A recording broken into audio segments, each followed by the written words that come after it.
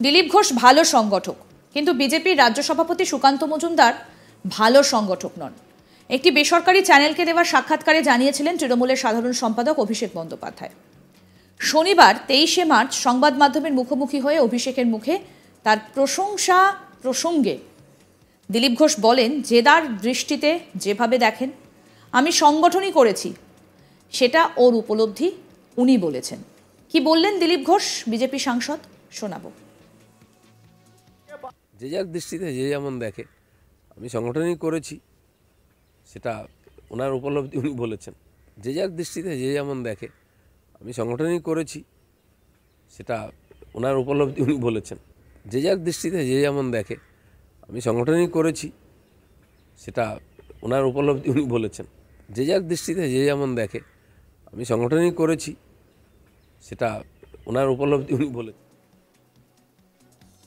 কেজরিওয়ালকে আরও 7 দিন ইডি হেফাজতে রাখার প্রসঙ্গে দিলীপ ঘোষ বলেন, অনেক দুর্নীতি করেছেন কেজরিওয়াল, কিন্তু চতুর মানুষ তো, নিজের নামে কিছুই করেননি, অন্যদের ফাঁসিয়েছেন। তদন্তে এখন দেখা যাচ্ছে সবকিছুর মূলে উনিই আছেন। তিনি এও বলেন, আন্না হাজারের মতো সৎ সরল ব্যক্তিকে ওরা বোকা বানিয়ে ক্ষমতা এসেছে। যারা একসময় নিজেদের কট্টর সত্যবাদী বলেছে, কট্টর ইমানদার, তারাই এখন সব থেকে বেইমান প্রমাণিত হচ্ছে। সারা দেশের মানুষকে বোকা বানিয়েছে, গরিব মানুষদের টাকা পয়সা বিলিয়ে ভোট লুটেছে, দেশের গণতন্ত্রকে বিকৃত করেছে, রাজনীতিকে বিকৃত করেছে, মানুষকে ধোঁকা দিয়েছে। শুনুন আর কি বললেন এই বিষয়ে দিলীপ ঘোষ। অ্যারেস্ট হওয়ার ছিলই, খালি এটা নয়, এরকম অনেক দুর্নীতি করেছেন কেজরিওয়াল, কিন্তু খুব চতুর লোক তো, নিজের নামে কিছু রাখেন, অন্যদের ফাঁসিয়েছেন। তদন্তে এখন বোঝা যাচ্ছে সব কিছুর মূলে উনিই আছেন। নিয়ে গেছে, জিজ্ঞাসাবাদ করলেই বেরোবে। আন্না হাজারের মতো সৎ সরল ব্যক্তিকে এরা বোকা বানিয়ে ক্ষমতায় এসছে। আর যারা বলছিল কট্টর সত্যবাদী, কট্টর ইমানদার, তারাই সবচেয়ে কট্টর বেঈমান বলে আজকে প্রমাণ হলো। সারা দেশের লোককে ওরা ধোঁকা দিয়েছে, টাকা লুটপাট করে গরিব মানুষকে বিলিয়ে ভোট কিনেছে, দেশের গণতন্ত্রকে বিকৃত করেছে, রাজনীতিকে বিকৃত করেছে, মানুষকে ধোঁকা দিয়েছে। দিলীপ ঘোষের বক্তব্য আপনাদের শোনালাম। তিনি বলছেন যে অনেক দুর্নীতি করেছেন কেজরিওয়াল, কিন্তু চতুর মানুষ তো, নিজের নামে কিছুই করেননি, সরল ব্যক্তিকে ওরা বোকা বানিয়ে ক্ষমতা এসেছে, এমনটাই বলছেন দিলীপ ঘোষ। এবং মন্ত্রী চন্দ্রনাথ সিনহা ও সৌরভ বিশ্বাসের বাড়িতে কেন্দ্রীয় এজেন্সির হানা প্রসঙ্গে তিনি বলেন, যত দুর্নীতি হয়েছে পশ্চিমবঙ্গে একটার সঙ্গে আরেকটা জড়িয়ে আছে, কোনো না কোনো নেতা কোথাও জড়িয়ে আছে, আরও অনেক নাম আসবে, বিরাট বড় চক্র, সময় লাগবে। সৌরভ বিশ্বাসের বাড়িতে আইটি হানা প্রসঙ্গে তিনি বলেন, যার যার নাম এসেছে, হানা হচ্ছে, তল্লাশি হচ্ছে, এরা কেউ সন্দেহের ওপরে নেই। শোনাবো আর কি বললেন দিলীপ ঘোষ।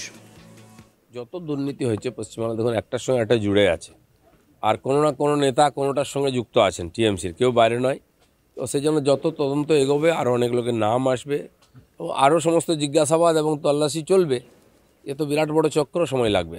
রাজ্যের মুখ্য স্বরূপ বাড়িতে আনা 4 দিন ধরে হচ্ছে, ঠিক আছে, যার যার নাম এসছে কোথাও না কোথাও, সেখানে আনা হচ্ছে। এরা সব সন্দেহের উপরে কেউ নাই। বিজেপির পূর্ণাঙ্গ প্রার্থী তালিকা এখনো প্রকাশ হয়নি। এই প্রসঙ্গে তিনি বলেন, বিজেপি পার্টি বড়, সারা দেশে সবচেয়ে বেশি প্রার্থী আমরা দিচ্ছি, সেজন্য বহু জায়গায় পরিস্থিতি বিভিন্ন রয়েছে। এক এক রাজ্যের পরিস্থিতি এক এক রকম। প্রধানমন্ত্রীও দেশের বাইরে থাকছেন, পার্লামেন্টারি বোর্ড না বসলে সিদ্ধান্ত নেওয়া যায় না। বারবার আলোচনা হচ্ছে, জোট সঙ্গী আছে। বিজেপি তো একটা লোকাল পার্টি নয় যে 42টা আসনে একদিনে ঘোষণা করে দিল, আমাদেরকে 500টা সিট ঘোষণা করতে হবে, সেই জন্য বারে বারে বসে সিদ্ধান্ত নিতে হয়। কি বলছেন দিলীপ ঘোষ এই বিষয়ে, সেটাও শুনবো। বিজেপি পার্টি বড়, সারা দেশে সবচেয়ে বেশি প্রার্থী আমরা দিচ্ছি, তো সেই জন্য বহু জায়গার বহু রকম পরিস্থিতি আছে, এক একটা রাজ্যের পরিস্থিতি আলাদা। আর সেটা মাননীয় প্রধানমন্ত্রীও বিদেশ সফর ইত্যাদি করছেন, তিনি না বসলে পার্লামেন্টারি বোর্ড ডিসিশন নিতে পারে না। সেই জন্য বারে বারে বসা হচ্ছে, কিছু সমাধান হচ্ছে, আবার তৈরি হচ্ছে, অ্যালায়েন্সের প্রশ্ন আছে। তো বিজেপি তো একটা রাজ্যের পার্টি নয় যে 42টা সিট একদিনে ঘোষণা করে দিল, আমাদেরকে 500টা সিট ঘোষণা করতে হবে। সেই জন্য বারে বারে বসে ডিসিশন নিতে হবে। বিজেপি শনিবার সকালে বন্দুক হাতে ইকো পার্কে বিজেপি সাংসদ দিলীপ ঘোষের ভিডিও ভাইরাল। মনে হতেই পারে হাতে বন্দুক নিয়ে সকালবেলা ইকো পার্কের ভেতরে কি করছেন দিলীপ ঘোষ। তবে এই বন্দুক থেকে গুলি বের হয় না, এই বন্দুক ছড়িয়ে দেয় রঙিন আবির। শনিবার সকালে ইকো পার্কে এক অন্য মেজাজে দেখা গেল বিজেপি সাংসদ দিলীপ ঘোষকে। রোজকার মতো এই দিনও মর্নিং ওয়াক করতে আসেন তিনি, এবং মর্নিং ওয়াক শেষে অনুগামীদের সঙ্গে রং খেলায় মেতে ওঠেন। আবির ছড়িয়ে দেবার বন্দুক হাতে নিয়ে ইকো পার্কের ভেতরে অনুগামীদের সঙ্গে রং খেলায় অংশ নেন দিলীপ ঘোষ। দেখুন সেই ছবি।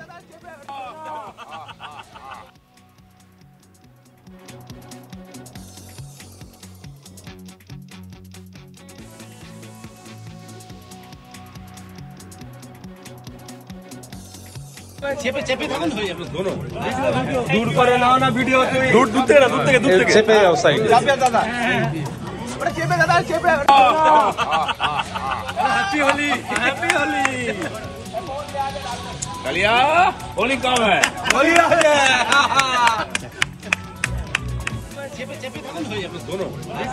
দূর করে নাও না ভিডিও, দূর থেকে চেপে যাও সাইড।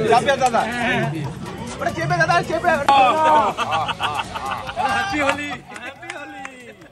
দিলীপ ঘোষকে এক অন্য মুডে দেখা গেল এদিন সকালে। দিলীপ ঘোষ ভালো সংগঠক, কিন্তু বিজেপির রাজ্য সভাপতি সুকান্ত মজুমদার ভালো সংগঠক নন। একটি বেসরকারি চ্যানেলকে দেওয়া সাক্ষাৎকারে জানিয়েছিলেন তৃণমূলের সাধারণ সম্পাদক অভিষেক বন্দ্যোপাধ্যায়। এই নিয়ে কি বললেন দিলীপ ঘোষ, আসুন শোনাই আরেকবার।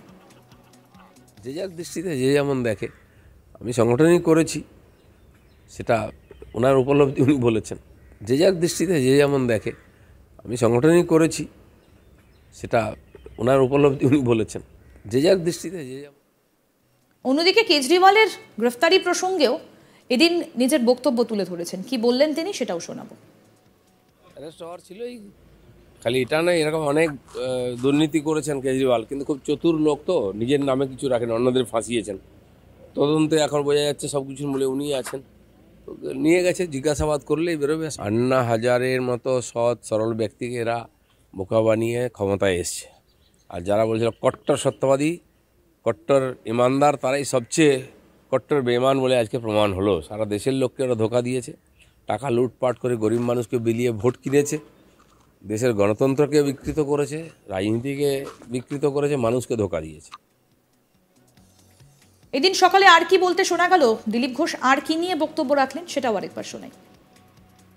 যত দুর্নীতি হয়েছে পশ্চিমবাংলা, দেখুন একটার সঙ্গে একটা জুড়ে আছে, আর কোনো না কোনো নেতা কোনোটার সঙ্গে যুক্ত আছেন, টিএমসির, কেউ বাইরে নয়। তো সেই জন্য যত তদন্ত এগোবে আরও অনেক লোকের নাম আসবে, ও আরও সমস্ত জিজ্ঞাসাবাদ এবং তল্লাশি চলবে। এ তো বিরাট বড় চক্র, সময় লাগবে। রাজ্যের মুখ্য স্বরূপ বাড়িতে আনা 4 দিন ধরে হচ্ছে। ঠিক আছে, যার যার নাম এসছে কোথাও না কোথাও, সেখানে আনা হচ্ছে। এরা সব সন্দেহের উপরে কেউ নাই। বিজেপি পার্টি বড়, সারা দেশে সবচেয়ে বেশি প্রার্থী আমরা দিচ্ছি। তো সেই জন্য বহু জায়গার বহু রকম পরিস্থিতি আছে, এক একটা রাজ্যের পরিস্থিতি আলাদা। আর সেটা মাননীয় প্রধানমন্ত্রীও বিদেশ সফর ইত্যাদি করছেন, তিনি না বসলে পার্লামেন্টারি বোর্ড ডিসিশন নিতে পারে না। সেই জন্য বারে বারে বসা হচ্ছে, কিছু সমাধান হচ্ছে, আবার তৈরি হচ্ছে, অ্যালায়েন্সের প্রশ্ন আছে। তো বিজেপি তো একটা রাজ্যের পার্টি নয় যে 42টা সিট একদিনে ঘোষণা করে দিল। আরও আপডেট পেতে দেখতে থাকুন আজ তাক বাংলার ইউটিউব চ্যানেল।